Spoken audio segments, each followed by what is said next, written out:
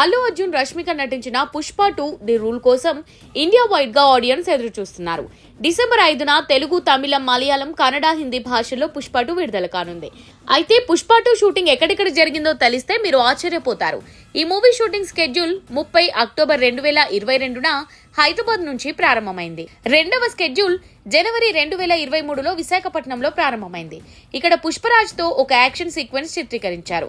Visakhapatnam port లో 50 మంది stunt మెన్లతో చిత్రీకరించిన ఈ యాక్షన్ సీక్వెన్స్ థియేటర్స్ లో దుమ్మురేపుతుందట.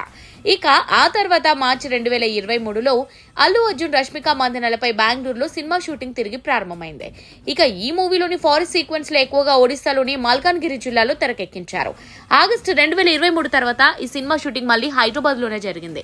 ఈ సినిమాలో కనిపించే 1990, 2000s నాటి జపాన్, మలేషియా సెట్స్ కూడా హైదరాబాద్ లోని రామోజీ ఫిలిం సిటీలో నిర్మించారు. మార్చి 2024లో ఏపీలోని యాగంటి ఆలయంలో ముఖ్యమైన సన్నివేశాలను చిత్రీకరించారట.